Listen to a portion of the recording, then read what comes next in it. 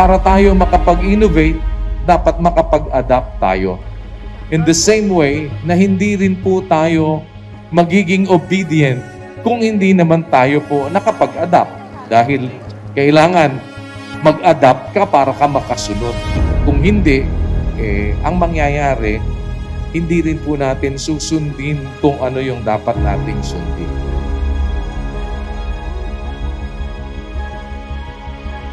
Para makapag-innovate tayo, makapag-adapt tayo, kailangan po matuto tayong sumunod.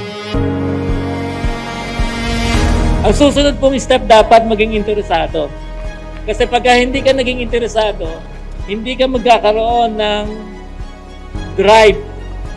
Hindi ka magkakaroon ng passion para malaman pa, paano ba ako makakontribute dito. Di ba, pagka meron kang interest, gusto mo i-try. So magtutuloy ito sa trial.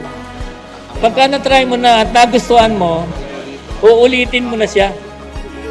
At kung paulit-ulit mo nang ginagawa, ano mangyayari? Forward. Karaniwan na, i-advocate mo. So meron ka ng advocacy. At pagka ina-advocate mo na, ibinabalita mo na sa iba. Hinihikayat mo na sila na i-try. Dahil ikaw mismo kumbinsido na maganda yung itinay mo at nakasanayan mo at ngayon nga ipinamamalita mo na yun ay maganda.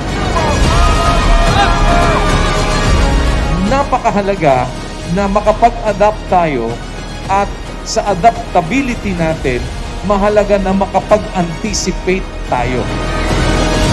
Sa bawat sitwasyon, sa bawat kondisyon na ating kinaroroon.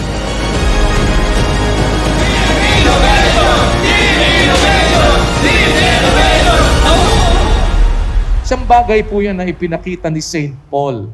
Ang sabi niya, natutunan ko ang lihim ng lahat ng bagay. Marunong ako na magpakasagana. Marunong ako nang wala. Sabi niya, no? Ay makikita nyo, yung adaptability na yan, pwede siyang mababa. Pwede naman siya sabi na magpakasagana. Di ba? Ano ibig sabihin? Adaptable po ba o hindi? Nakaka-adapt siya. Pwede ka ako. Natutunan ko yung lihim ng bawat bagay. Natutunan niya. Pwede siyang busog, pwede siyang gutom. Hindi dahil gutom siya, tapos na ang mundo niya. At hindi naman dahil busog siya, ay nakalimot na rin siya dun sa mga bagay na dapat na kanyang ginagawa. Maging sa kasaganaan, maging sa kasalatan. Ibig sabihin po, adaptable, hindi ba, no?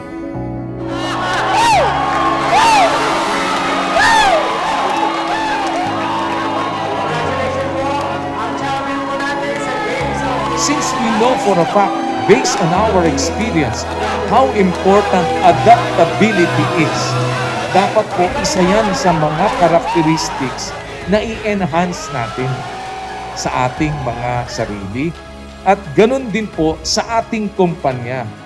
Paano magiging mabilis sa atin mag-adapt in different situations? Na pag ganito ang sitwasyon, marunong ka mag-adapt. Makaka-adapt ka. Hindi ang gusto natin palagi ay pabayaan natin yung iba ang mag-adapt sa atin. Having the time of my life, for real. And nakakatuwa po, it's a refreshing encounter to be able to be friends with people from other departments. People you don't get to actually mingle with on a daily basis. Pero dito sa kick-off, parang feeling namin we're best friends. Yan. As per instruction po ni Batcom, tayo po ay merong tatlong activities for today. Ngayong tatlong mission po ngayong umaga. Yun po ay ang Games of the Generals Finals sa Pavilion. Right after po nun, meron po tayong snake game and then merong obstacle course. Ang may iwan lang po sa camp ay ang food committee para po magluto ng lunch. Pagkakatipon nito para sa atin, ang kick-off natin ngayong 2023 para po sa ating lahat, magbigay ng isang panibagong pag-asa sa atin, isang mas maaliwalas at malawak na pananaw, isang bukas na puso at isang kaisipan na handa po sa mga pagbabago at handa din naman na makipagkaisa sa ikasusulong at ikapagtatagumpay ng ating pong kumpanya. Magkaiba tayo ng grupo pero isa lang ang goal natin. Makasama natin si Kuya hanggang sa pagtanda natin! Mga napakaswerte po natin. Higit pa sa kumpanya ang nasumpungan natin. Sige, yung first player, kailangan niya tuwin mo lahat. We should always be innovative. Yung tinitignan natin na pananaw, yung vision. Kaya sa pamamagitan nun, magiging creative tayo. At yung ating creativity magdadala sa atin ng development at ng growth. At sa pamamagitan nun, yung lahat noong mga nasa paligid natin, magagamit natin not against sa atin. Kung hindi, magbibigay yon sa atin ng inspirasyon to innovate. Ang innovation must continue. Dahil dapat makita natin yung possible conditions that might come in the future.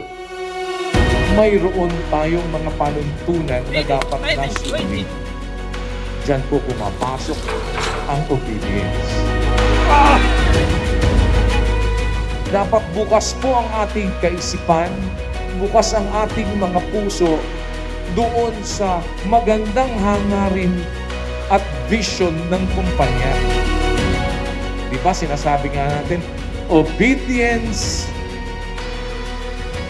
obedience, obedience is the key.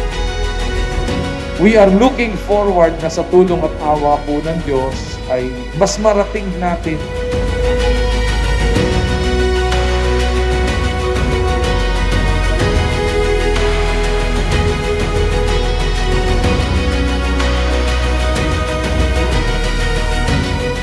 kung pagtutulong-tulungan natin ng mas mabilis yung dapat po nating marating.